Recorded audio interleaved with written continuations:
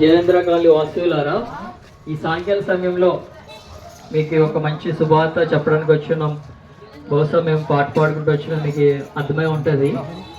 పాపుల రక్షకుడు యేసయ్య గురించి ఒక 2 మాటలు చెప్పి ఆయన గురించి మీకు పరిచయం చేసి మేము ఇక్కడి నుంచి వెళ్ళిపోతాం. మీరు ఎక్కడున్నా సరే మాటలు వినాల్సిందిగా బతిమలాడుచున్నాం. అయితే మీరు అనుకోవచ్చు, ఉదాహరణకి ఎవరైనా బాబు మీరు చనిపోతే ఎక్కడికి వెళ్తారు అంటే పరలోక రాజ్యానికి వెళ్తామండి అని మనం చాలా సులువుగా చెప్తాం. అయితే ఈ పరలోక రాజ్యానికి వెళ్ళడానికి మనలో ఉన్నటువంటి ఈ పాపం పోవాలి. అయితే పాపం పోవాలి అంటే పరిశుద్ధ రక్తం కావాలి. అదే యేసయ్య 2005 సంవత్సరం క్రితమే ఆయన ఈ భూలోకంకి వచ్చి మనం చేసిన పాపాల కొరకు ఆయన కల్వరి శిలువలో మరణించాడు. అయితే మీరు అనుకోవచ్చు, నువ్వు ఏం చేయాలండి అంటే ఏం చేయవలసిన లేదు. యేసయ్య నేను పాపిని, ఆ పాపాలు క్షమించండి అంటే చాలు, ఆయన మీ పాపాలు క్షమిస్తాడు.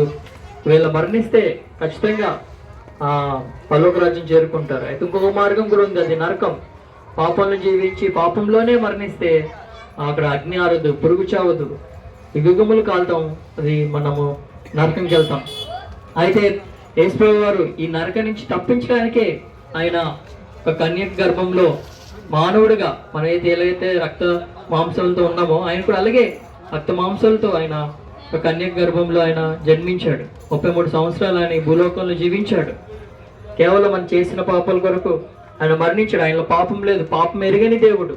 మేము కూడా ఒకప్పుడు ఇలాగే పాపములు జీవిస్తూ ఎటువంటి నిరీక్షణ లేదు, ఇలాగే మేము కూడా మైక్ ద్వారా విని యేసయ్య నిజమైన దేవుడు అని గుర్తెరిగాం. మేము మా పాపాలు ఒప్పుకున్నాం.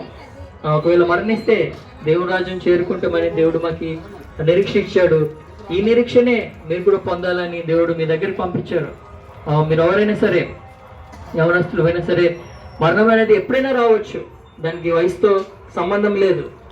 ఉదాహరణకి ఇప్పుడే మనం మాట్లాడుకుంటాం, జస్ట్ ఒకవేళ బైక్ మీద మనం రోడ్డు మీదకి వెళ్తే యాక్సిడెంట్లో చనిపోతే ఇప్పుడే కదా మాట్లాడుకున్నాం అని మనం ఎంతో ఆశ్చర్యపోతాం. ఒకవేళ దేవుడిని నమ్ముకోకుండా, మీ పాపలు ఒప్పుకోకుండా వీళ్ళ మరణిస్తే ఖచ్చితంగా నరకం ఉంది, అక్కడ అగ్ని ఆరదు, పురుగు చావదు, యుగములు ఏడుస్తూనే ఉంటాం. వీళ్ళు మీ పాపాలు ఒప్పుకొని యేసయ్య నేను పాపిని, నా పాపాలు క్షమించండి అంటే ఆయన ఇప్పుడే క్షమిస్తాడు. దీనికోసం మీరు ఎక్కడికి వెళ్ళవస్తున్నారు, ఇంట్లోనే లేదంటే ఇప్పుడే ఉండపాటునే యేసయ్య నా పాపాలు క్షమించండి, నా హృదయంలో పాపం ఉంది, మీరు ఎంత ఘోర పాపి అయినా ఆయన క్షమించడానికి సిద్ధంగా ఉన్నాడు. కాకపోతే మీరు నోటితో యేసయ్య నేను పాపిని, నా పాపాలు క్షమించండి అంటే ఆయన ఖచ్చితంగా మీ పాపాలు క్షమిస్తాడు. ఒకవేళ మరణిస్తే ఆయన దగ్గర యుగములు సంతోషం, ఆనందం, ఇక్కడ ఏమి దుఃఖం ఉండదు పరలోక రాజ్యంలో. ఈ చెప్పడానికి వచ్చున్నాం. మీరు ఎవరైనా సరే మా దగ్గర చిన్న చిన్న కరపత్రికలు ఉన్నాయి, తీసుకోండి, చదవండి. ఇంకా మీకు ఏమైనా సందేహాలు ఉంటే ఇక్కడ ఫోన్ నెంబర్ ఉంటుంది, ఫోన్ చేయండి, తెలుసుకోండి. మీకోసం మేము ప్రార్థన చేసి మేము ముందుకెళ్తాం. ప్రేమగల తండ్రి, జీవాల ప్రభా, మీరే నిజమైన దేవుడు ప్రభా, మీ ద్వారానే రక్షణ, మీ ద్వారానే ప్రభా పరలోక రాజ్యం చేరుకుంటామని ప్రభా చెప్పిన మాటలు ఫలింపు చేయండి ప్రభా. ఎవరైతే విన్నారో ప్రభా మాటలో హృదయాల్లో ప్రభా తాకినివ్వండి ప్రభా, కృప చూపించండి, మీరే సాయం చేయండి, ముందుకెళ్తున్న కృప చూపించమని యేసు నామములో వేడుకొచ్చున్నాం తండ్రి, ఆమేన్.